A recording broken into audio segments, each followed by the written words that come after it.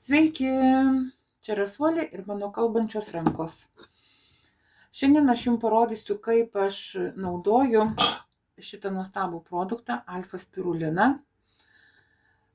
Tai ne šiaip savo spirulina, kurios aš anksčiau įvairiausius esu naudojusi ir aš manau, kad ir jūs irgi esat jos visokios naudoję.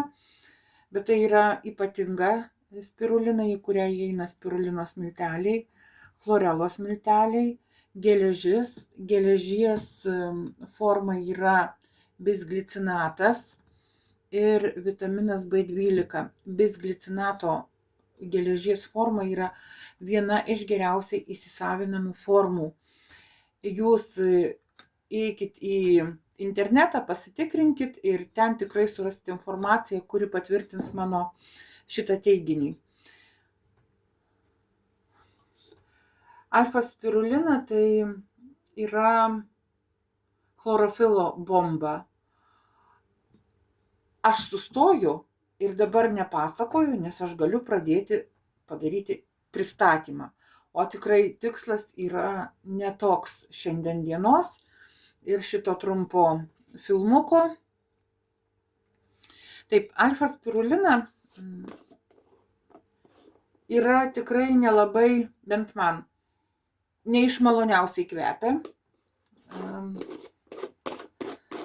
Kažkur tai toli toks kvapas, toli yra jūros, žinoma, kvapas, džiovintos žuvies truputėlį kvapas ir, žinoma, yra geležies, bet geležis jaučiasi daugiau, kai nuryji ir kažkur tai toli gomury yra tas geležies poskonis. Man jinai nėra skani. Kaip aš ją gaminu, kad panaudočiau, kad išgerčiau. Įvairiai, bet darau taip, kad užmuštų jos kvapą. Ir dažnai aš dedu, pavyzdžiui, į salotas. Pomidorų salotos su grietinė, bet būtinai aš deduosi česnako, kad būtent tą skonį, neskonio tą kvapą užmuštų česnakas. Į kitas salotas deduosi, kur irgi būtinai aš prisidedu česnako, man geriausiai šitą kvapą užmuša česnakas. Kiti netgi į sausus pusryčius dedasi ir jiems patinka. Aš, pavyzdžiui, nežinau, kaip gali tokis dalykas patikti su sausais pusryčiais. Bet paskutiniu metu pradėjau tiesiog alfa spiruliną naudoti taip. Truputėlį vandens įsipilu. Taip, kad, žinot, tiek, kad vienu metu įkvepiu oro ir nekvėpuodama galėčiau išgert alfa spiruliną, o paskui užsigeriu jau likusiu kiekiu vandens, beveik stiklinė vandens. Kam neišeina iš karto išgerti tiek vandens, tikrai nebūtina, galima užsigert arba neužsigert, kaip norit, ir paskui tik tais užsigert. Bet mes žinom, kad spirulinui reikia nemažo kiekio vandens užgert, kad skrandyje ji turėtų iš ko pūstis, taip paprastai kalbant. Alfa spirulino nereikia daug naudoti per dieną. Jos yra, toj pasakysiu, koks čia yra kiekis, 200 gramų šitoj dėžutėj. Jos tikrai labai ilgam užtenka, jeigu vienas, pavyzdžiui, žmogus naudoja vieną kartą per dieną. Aš geriu pusę šaukštelio arbatinio, maždaug tiek va, kada daugiau, kada mažiau. Kai pradėjau gerti, aš visą cielą šaukščiuką dėjausi, kad būtų efektas, o dabar jau perėjau iki pusės. Ir tai prašo, kad tai yra pusė šaukščiuko reikia. Įsimaišau gerai. Labai lipni jinai yra. Prie šaukščiukų, atrodo ir sausas šaukščiukas, bet jinai tiesiog paėmė ir prilipo. Aš dabar paliksiu ją, nemaišysiu, kad jinai visa čia įsimaišytų ir nuo šaukščiuko nusivalytų liktų vandenyje. Aš vėliau tai padarysiu ir dabar pasižiūrėkit, kokia yra tamsi žalia spalva. Šiandien yra tamsu, tai netgi nežinau, ar matosi ta žalia spalva, ar tiesiog jums matosi juoda spalva.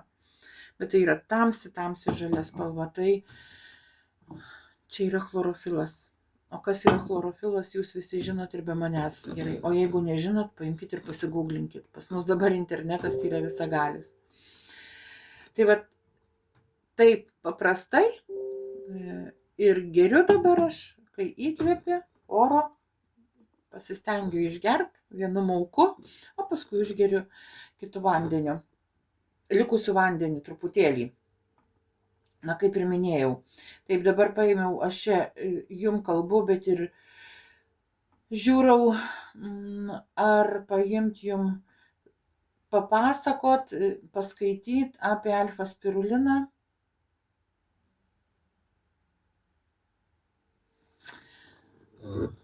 Taip, čia rašo, kad jis yra papildas. Visi dalykai, vitaminai, mineralai, kas yra iš koncentratai, iš augalų paimta, vaisių, daržovių, jie visi pas mus yra vadinami vienu žodžiu papildas, papildai. Na, žmonės įsigudrino susigalvoti visokius pavadinimus, tai kaip ir ląstelių maistas. Tai jeigu jau tada mes sakom, kad tai ląstelių maistas, tada ir alfa-spirulina irgi yra ląstelių maistas. Ir labai turtingas ląstelių maistas, nes mes žinom spiruliną, kokia jinai yra turtinga, chlorela ir dar geležim ir B12 praturtinta tas dalykas. Gerai. Vis tik daugiau aš nesakysiu, nes vis noriu kažką pasakyti daugiau, noriu kažką pasakyti. Po mano video jūs rasit aprašymą, tiesiog nuo ko alfa-spirulinas ir kam reikalingas papildomai, tiesiog papildomai. Tai va tiek norėjau parodyti, patart, kaip naudot alfa-spiruliną. Būkit visi sveiki. Jeigu jūs padėsit patiktukus po mano vaizdo įrašo, būsiu labai jums dėkinga. Dėkinga ir už tai, kad jūs žiūrėjot šitą vaizdo įrašą, kad jūs sekat mano kanalą, kad jūs sekat grupę ir kad dalinatės tiek vaizdo įrašu, tiek pakvietimais į grupę. Mano grupėje jūs rasit informaciją apie ypatingus produktus. Aš jau nebekalbu apie ląstelių maistą įvairiausią ir papildus, bet apie vandens plazmą, hidroplazmą ir peptidus, ypatingus peptidų produktus. Va tiek. Tai ką, dar kartą visiems sėkmės, visiems geros sveikatos ir iki kito karto.